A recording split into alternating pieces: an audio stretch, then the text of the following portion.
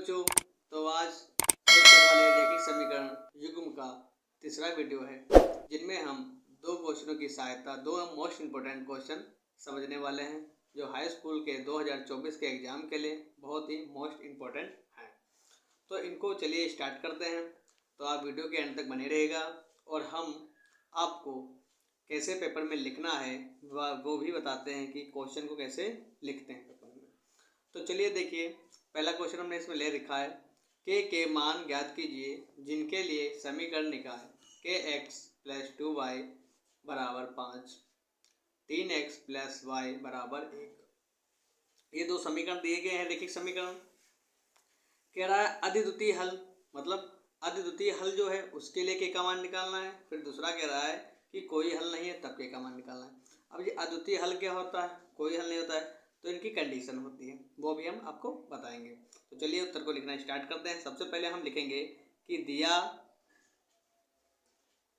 गया समीकरण निकाय। क्या लिखेंगे? सबसे पहले हम लिख लेंगे दिया गया समीकरण निकाय। कौन कौन समीकरण निकाय दिए गए हैं? तो के एक्स प्लस 2y बराबर 5। दूसरा हमें समीकरण क्या दिया गया है? 3x प्लस वाई बराबर 1। अब यहाँ पर देखिए, यहाँ पर अगर हम इनकी तुलना कर दें तो यहाँ पर देखिए जो के है ये a1 का काम करेगा, ये हम जानते हैं। क्यों? के जो है वो क्या करेगा? a1 का काम करेगा। और b1 क्या है? यहाँ पर 2 है, ठीक है, b1 2 है। और c1 हमारा 5, c1 क्या है हमारा? 5 है। इस प्रकार यहाँ पर देखिए a2 क्या हमारा है? a2 हमारा है 3, b2 क्या है? y का, देखिए y का गुणांक। अब ये a1 a2 b2 क्या है, थोड़ा समझ लीजिए। जो a1 हमारा है वो x का गुणांक है, ठीक है, क्या है? x का गुणांक। पहले समीकरण का x का गुणांक a1 हो गया। b क्या है हमारा? y का गुणांक है। b क्या है? y का गुणांक। तो पहले समीकरण का इसलिए हमने b1 लिख लिया, और दूसरे समीकरण का b का गुणांक है उसको हमने b2 कह दिया, ठीक है। दूसरे समीकरण x का गुणांक जो है उसको a2 कह दिया, ठीक है। और जो c क्या है ये हमारा अचर पद है, तो c2 क्या हमारा है? इसमें 1 है। अब ये तो हमने निकाल लिया। अब कंडीशन होती है, अब पहले वाले समीकरण को हम लेते हैं, पहले वाले समीकरण को, पहले वाले मतलब क्वेश्चन को लेते हैं। अद्वितीय हल, कंडीशन जो इसकी दी है अद्वितीय हल। तो अद्वितीय हल के लिए क्या होता है? देखिए, दिए हुए समीकरण इसी प्रकार आप भी लिखेंगे, निकाय का एक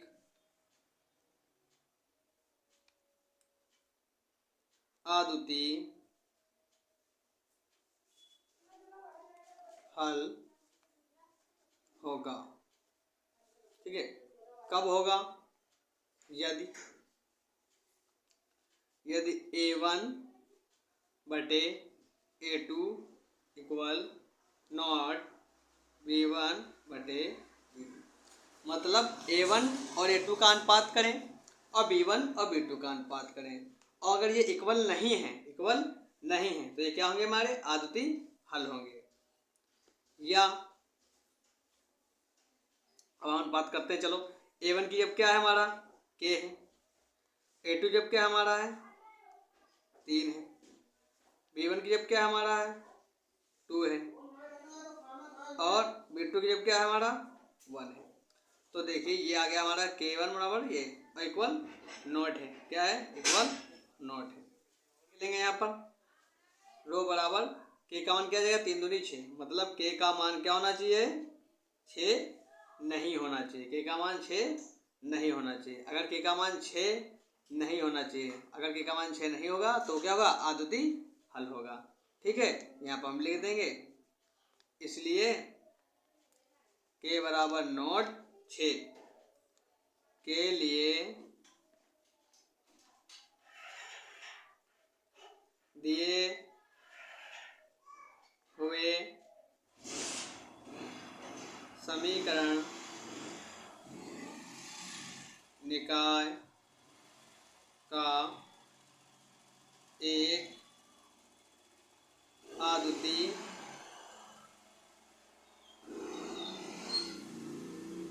हल होगा। ठीक है, तो ये आपको समझ में आया होगा। देखिए ये आपको समझ में आ गया। चलिए इसके बाद हम ये नेक्स्ट वाला जो है कोई हल नहीं होगा। ठीक है, कोई हल नहीं हो। अब इसके लिए इस कंडीशन पे हम देखते हैं लगाकर। तो कंडीशन हम सेकंड लेते हैं। तो इस कंडीशन को लेते हैं। तो इसमें कोई हल नहीं होगा, तो ये कब को होगा? तो देखिए दिए हुए समीकरण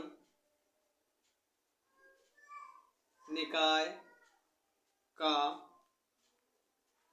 कोई भी हल नहीं होगा यदि, ठीक है, कोई भी हल नहीं होगा यदि। यदि कब होगा? जब A1/A2 क्या हो? बराबर हो पर B1/B2 के। किसके हो? A1/A2 का अनुपात किसके बराबर होना चाहिए? B1/B2 के। पर B1/B2 या A1/A2 बराबर किसके नहीं होना चाहिए? C1/C2 के, नॉट बराबर। ठीक है, अगर इस कंडीशन को फॉलो करते हैं दोनों समीकरण, कौन से समीकरण? हमारे ये दो समीकरण जो दिए हुए हैं, ये दोनों समीकरण अगर इस कंडीशन को फॉलो करते हैं, ठीक है, इस कंडीशन को फॉलो करते हैं, तो ये हमारा क्या होगा? कोई भी हल नहीं होगा। क्या होगा? तो कोई भी हल नहीं होगा। चलिए, मतलब समीकरण के कोई भी हल नहीं होंगे अगर इस कंडीशन को फॉलो करते हैं। तो आइए निकालते हैं। तो हम क्या करते हैं, इसमें रखते हैं A1 कितना हमारा है? A1 हमारा था कितना? A1 था K, और A2 कितना था? 3। B1 कितना हमारा है? B1 हमारा देखिए यहाँ पर, B1 हमारा कितना है? 2। B1 कितना है? 2, और B2 1। तो हम लिख देंगे यहाँ पर B1 2, ये B1 की जगह रख देंगे, ये B1 की जगह रखेंगे 2, और B2 जब रखेंगे 1। ठीक है, और C1 C2 ये हमारा कितना है? 5/1 नॉट इक्वल। तो यहाँ पर हमारा देखिए क्या आ जाएगा? ये हमारा आ जाएगा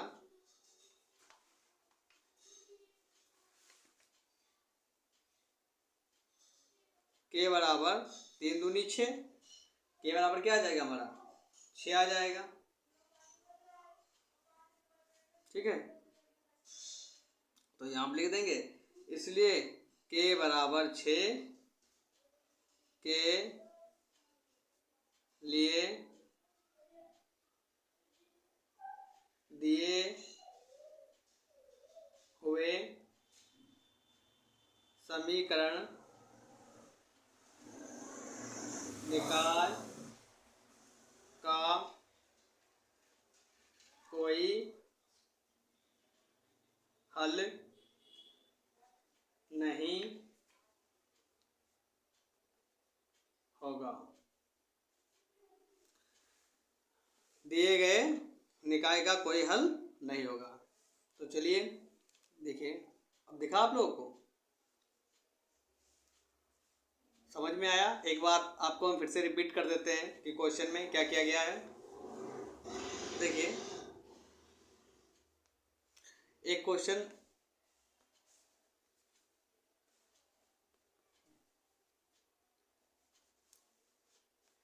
के मान के लिए, ठीक है, इसमें दिया हुआ था क्वेश्चन, दो समीकरण दिए हुए हैं। इससे पहले हमने क्या किया, ठीक है, कि जो समीकरण दिए हुए थे उनको हमने लिख लिए। ठीक है, जो समीकरण दिए हुए थे उनको हमने लिख लिया, दिया गया समीकरण बनाकर लिख लिया, दिया गया समीकरण बनाकर लिख लिया। फिर उसके बाद हमने क्या किया, जो गुणांक थे, x का गुणांक जो था उसको a कहा, और जो y का गुणांक है उसको b कहा। ठीक है, A1 A2 निकाल लिए हमने, B1 B2 निकाल लिए, अचर पद जो थे उनको C1 C2 निकाल लिया हमने। इनको निकालने के बाद दिए हुए समीकरण निकाय का एक द्वितीय हल होगा। तो ये कंडीशन एक होती है। कि A1 और A2 का अनुपात B1 और B2 के अनुपात के बराबर नहीं होना चाहिए। ठीक है, तो वो कंडीशन में हमने अप्लाई किया। फिर उसके बाद अप्लाई करने के बाद हमारा आया क्या, के बराबर नॉट 6। के बराबर क्या है, नॉट 6, मतलब के बराबर नहीं है। ठीक है, के बराबर नॉट 6 के लिए दिए हुए समीकरण निकाल के अद्वितीय हल होंगे। ठीक है, इसके बाद जो दूसरा हमारे थे उसमें कंडीशन क्या दी गई थी कि कोई हल नहीं होगा, के का मान निकाल लिए जिसके लिए कोई हल नहीं होगा। तो हमने निकाला दिए हुए समीकरण का निकाय का कोई भी हल नहीं होगा यदि क्या हो, A1 अपॉन A2 बराबर क्या हो, B1 अपॉन B2। ठीक है, C1 अपॉन C2 के नॉट बराबर हो। तो ये क्या होगा, K अपॉन 3, ठीक, बराबर 2। अब यहाँ पर क्या हमने B1 रख दिया यहाँ पर 2 और B2 कितना है 1 रख दिया।